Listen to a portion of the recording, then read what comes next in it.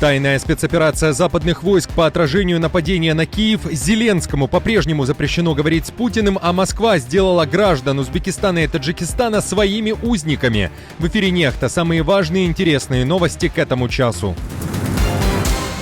Переговоры представителей РФ и Украины на территории Беларуси. О чем беседовали и к чему пришли? Что известно о встрече на границе? Кремль пытается скрыть проблемы. Для жителей Санкт-Петербурга на год вводят специальный запрет, на что наложено табу. Немецким военным разрешено стрелять. В Германии меняют законодательство из-за угроз со стороны россиян. Что теперь? Друзья, всем доброе утро. Буду рад вашему лайку, подписке и репосту. Вы прекрасно знаете, что для нас это очень важно. Оставляйте также свои комментарии. И спасибо вам за обратную связь. Об актуальных важных событиях прямо сейчас начинаем.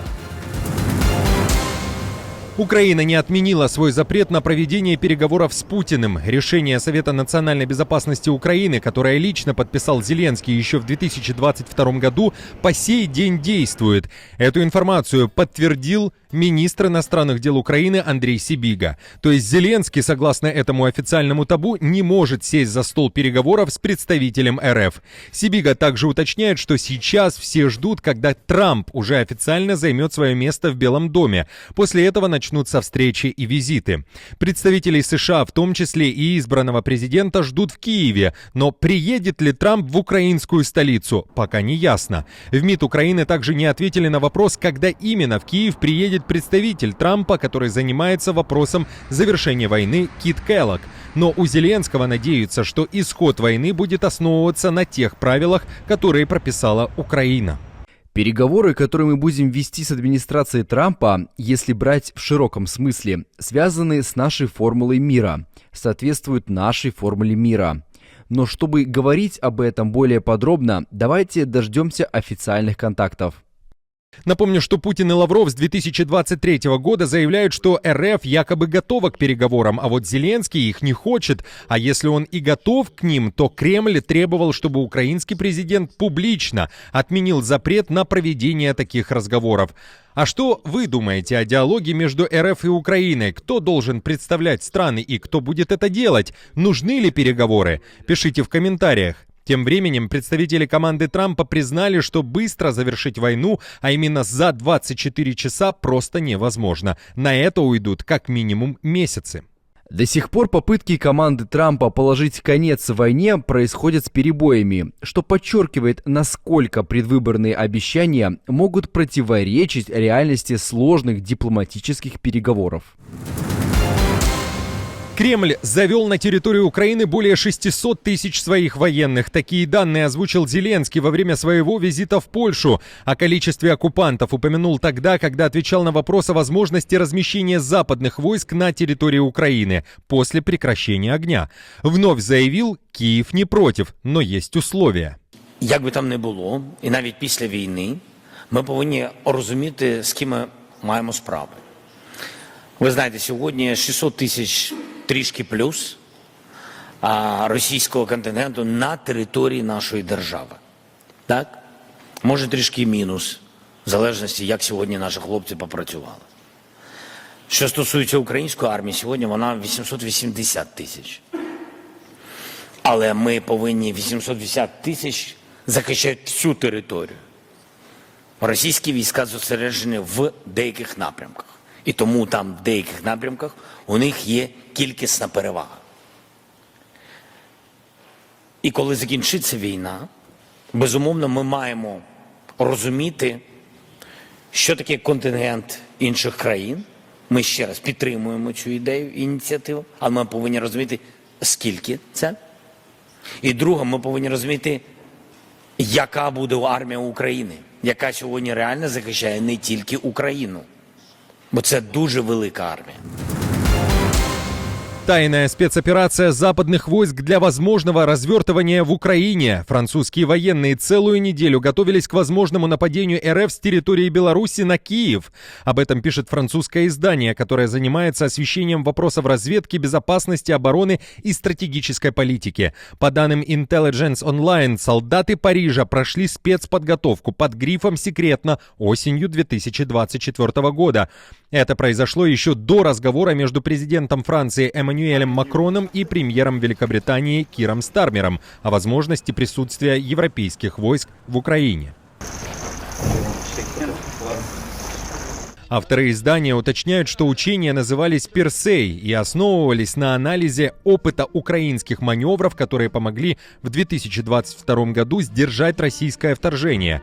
В масштабной подготовке участвовало 3000 военных Франции. Они отработали отражение нападения на территории, которая была очень похожа на участок реки Днепр недалеко от северных границ Киева. Авторы материала также уточняют, что французский спецназ проводил эти учения не в Украине, а на территории подобной украинской, но это все же был некий французский полигон, название которого держится в тайне. Представители РФ и Украины провели очередные переговоры в Беларуси. Омбудсманы по правам человека двух стран, Лубенец и Москалькова, обсудили дальнейшие обмены и репатриацию тел военных. Произошло это, судя по кадрам, в районе населенного пункта Новая Гута в Гомельской области, фактически на границе с Украиной. Первый обмен пленными в 2025 году прошел по формуле 25/25. Представители Киева и Москвы заявляют, что такой обмен стал возможен при посредничестве Объединенных Арабских Эмиратов. Зеленский в своих соцсетях уточнил, что в Украину вернулись тяжело раненые и тяжело больные украинские солдаты, в частности, защитники Мариуполя и Азовстали, Харьковской, Донецкой, Запорожской и Херсонской областей, а также один гражданский пленный. Запрет для жителей и туристов Санкт-Петербурга. Отныне, согласно личному распоряжению местного губернатора Беглова, местным нельзя использовать в городе беспилотники, а также снимать и публиковать в интернете работу ПВО, да и в целом другие манипуляции российских военных на территории Санкт-Петербурга. В том числе, например, снимать фортификационные сооружения оккупантов и так далее. Данный запрет действует до конца 2025 года. Напомню, за последний месяц до Ленобласти уже как минимум дважды долетали украинские беспилотники, чтобы поразить либо военные цели, либо объекты, которые обслуживают теневой флот России. Немецкая армия теперь будет открывать огонь по неизвестным беспилотникам, которые будут замечены в воздушном пространстве. Предложение о внесении изменений в закон об авиационной безопасности уже даже одобрило федеральное правительство.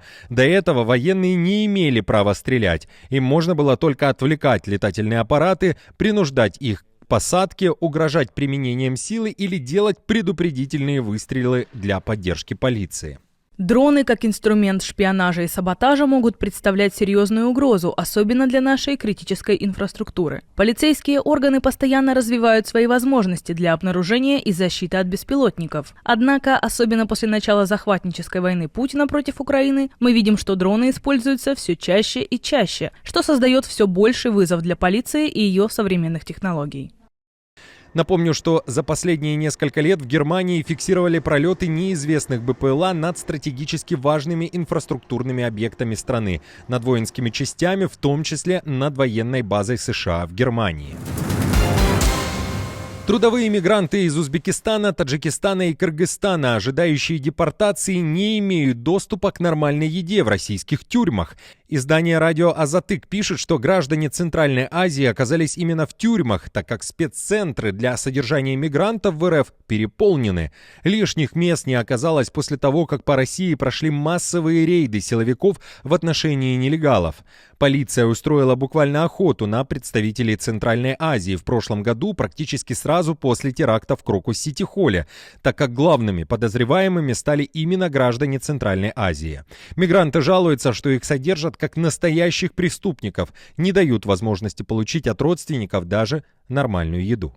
Всего через 4 месяца после террористического акта в Крокус-Сити-Холле Москва сообщила о рекордно высоком количестве депортаций и отказов во въезде в рамках явной антимигрантской кампании, которая в основном была направлена против граждан Таджикистана, Узбекистана и Кыргызстана. С января по июль 2024 года более 143 тысяч человек получили отказ во въезде в Россию. Почти 93 тысячи человек были депортированы из страны.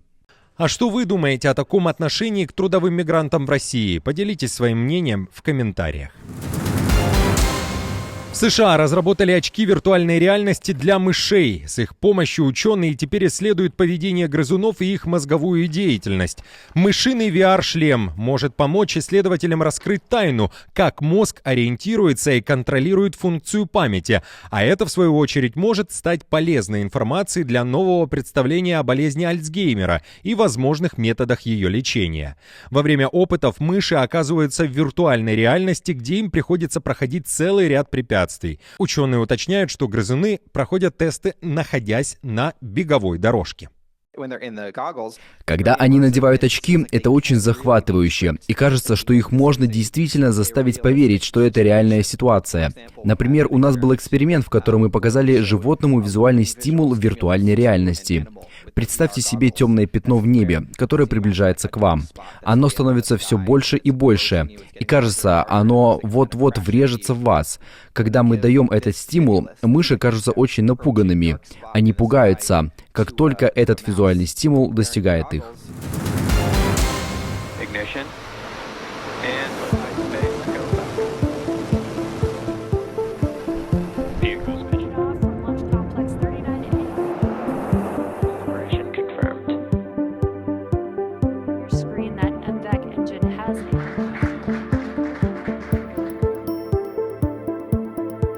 Separation confirmed. Aboard Falcon 9 screen still attached are really cool because the Falcon 9 vehicle gets to get really far away from Earth, and we get these just about a minute from now. Here at SpaceX, it has been a pleasure having you on board, Blue Ghost. Safe travels.